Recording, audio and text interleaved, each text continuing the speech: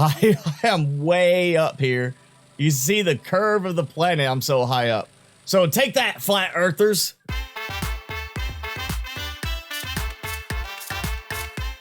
Welcome back, everyone, for a new episode of Planet Nomads. I've done some work, both on the base, but also on a new design. You see, here's my old design. I decided to keep it for reference, so I didn't start taking things apart, just completely changing it. I wanted to make sure I had it for reference to see how it looked. And you see, this is still a jangled mess of metal. But I have the 4 large air blades. I have the wheels stacked lower, which actually what ended up happening, I hadn't planned it this way, but it ended up leaving enough room underneath because of how high I stacked things above the wheels that I could put, you know, equal set of claws everywhere. So I have the same amount of claws on each side. I have the air blades set evenly, and I've tried to balance out the weight of the 2 deuterium generators, because yes, I need 2 on this because of the air blade draw.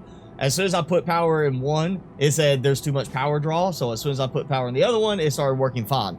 And what I've done is I have the air blades as their own power switch, so when it's landed, it could be, you know, just released, just sit there, and then everything else, the claws, general power, any lights I add, whatever, will go through the main switch. So you turn this one off and everything shuts off. That includes the claws, so probably not the best thing to do if you're just, you know, flying in the air.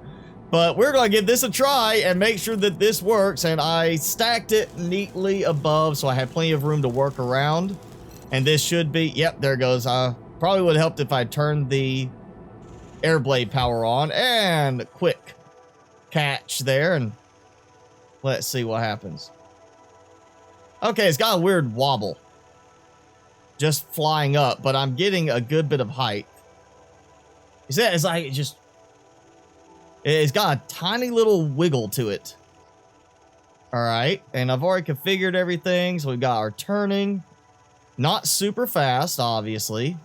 I may very well just set up a second stack of large air blades just slightly above, since this is not really that tall in the end. It's still going to fit nicely over the container mining rig system, and that'll just give me that extra little boost. But it seems to be able to get pretty tall. It's actually higher than the space station is right now, which is a good sign. I did not do any math on this. I just kind of, you know, say I'm going to try this and hope it works, and I'm going to have to play with this again. I've got to really figure out how to do the strafing myself correctly, because I want the strafing to work, and that lined up so quick and easy. Look at that.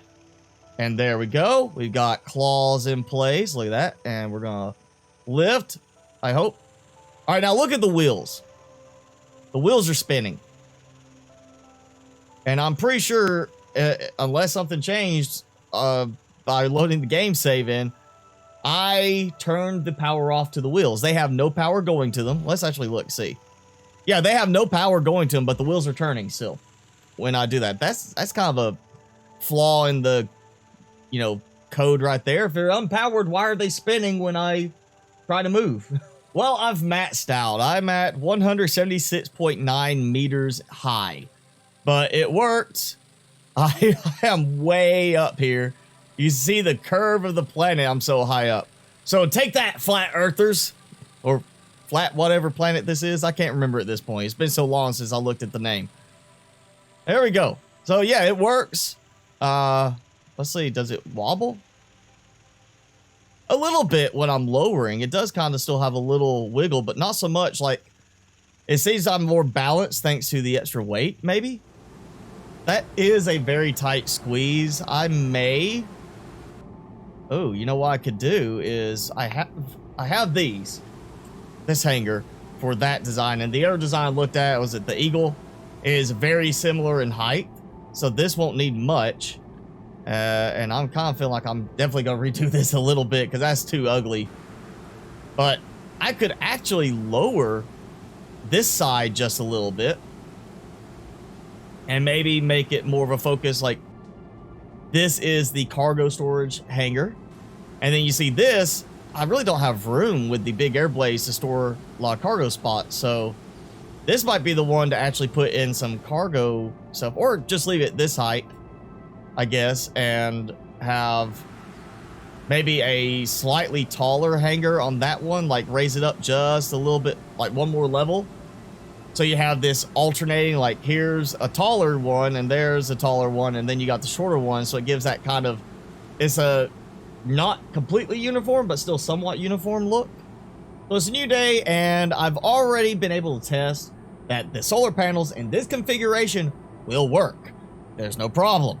So now the configuration is, how am I going to get the battery packs in here? Because I want this to be solar powered. You know, it'd be nicer, it'd be easier. You don't have to worry about refilling it on occasion. And I'm thinking, because of securing everything, oh, I really hope this isn't going to mess something up. I'm sure it's going to work, but I'm going to save just the same. Let's see what we get here. Oh yeah, look at that. See? Mounting right there off of them. Real test is going to be here in the middle. Yep. So we got a nice little mount for the batteries. I'm not so worried about which way they're rotating, because really, you're not going to see them. They're just going to sit underneath the storage container until you take the storage container out with the mover tool, which is what I did there. Oh yeah, that's going to be plenty. And now I guess, let me look. I think I've got it open enough. Yeah, it's open enough. I can do like a, well, no, we'll just do a switch. Like right there. Well, no, can't do it there. Okay. Because it's no mount on that side. Let's see, what can I do it? Just rotate, because that's going to take up that spot anyway. Yeah, there we go. That'll work.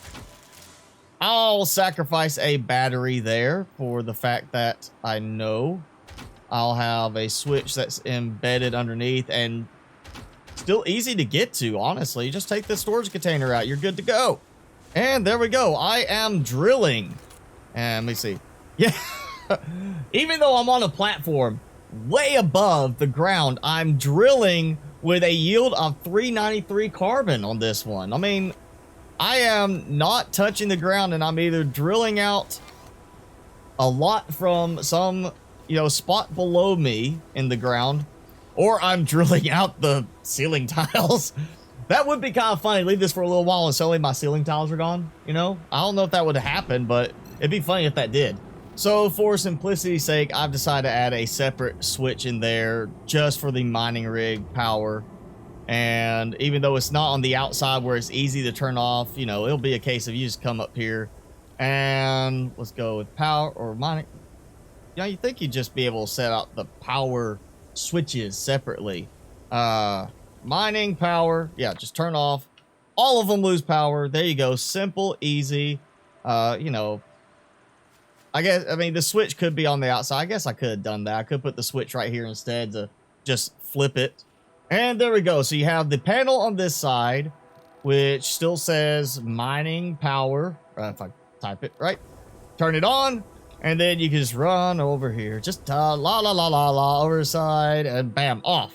And so we have mining power completely separate. So you can turn it off when it's docked and give time for everything to recharge. And that also means, well, you know, if I really want to make this super easy, I could just make it where the solar power one is on the outside as well. That gives you another battery pack. And more importantly, let's say you're bringing it back. You want to recharge it quickly and not worry about solar power.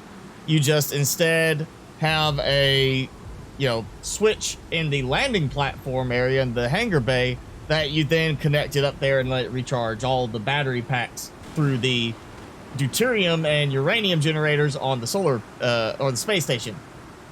If you like the terminal, put it on there, just add it to one of the other sides. But I think I'm actually going to do that method and just have the other switch on the outside here because it sounds a little bit nicer to me. And I decided to add a power toggle for it because I don't want to have to remember to keep getting out to turn it on and off. So P for power, you know, on and off for the air blades mainly. And then everything else stays powered from the deuterium generators full time on the main power. I just did it for the air blades because the rest of the time I'm probably going to leave it on. Is what I'm going to do. If you want to add a toggle for everything to turn off, then feel free to. And look at that. It slots right in. Even though I was a little offset from it, it still slotted right into place. Final test, make sure it locks in. Look at that. It looks almost like a single piece, actually. It almost looks now like a piece that is meant to be just deployed, like it's just a completely all-in-one mining rig flying around. That actually works really well. I am actually getting more and more pleased with this. All right, here we go. Dropping it down, settling, releasing, lifting up. Good enough for this. And then I'm just going to jump out and turn that back on. Yeah, there we go. Oh, we need to actually color code that a little differently. There we go. Red for mining rig power. And there we go.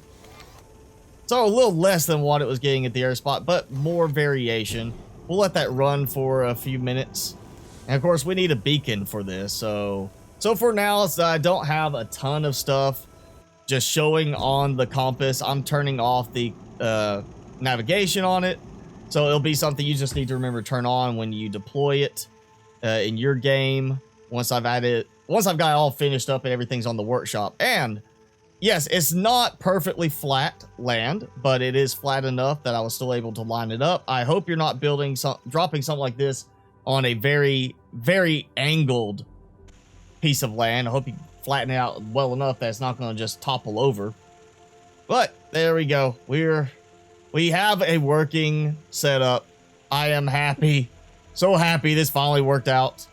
I still feel like I want it to be faster, despite the fact, for the most part, you're not going to be worried about going too far away, with the intention of this design being it's used from the space station, which means the space station is going to be doing most of the traveling in the end. All right, that's going to be it for this episode of Planet Nomads. So if you enjoyed it, hit that like button. Leave me a comment below. Let me know what you think of the designs now in their current state, and any suggestions for cosmetics for them, of course. Love to hear from you. And hit subscribe if you haven't done so already. As always, I'm your host, Mr. Spicy. Thanks so much for watching. Be sure to keep it spicy this week, and I'll see you in the next video.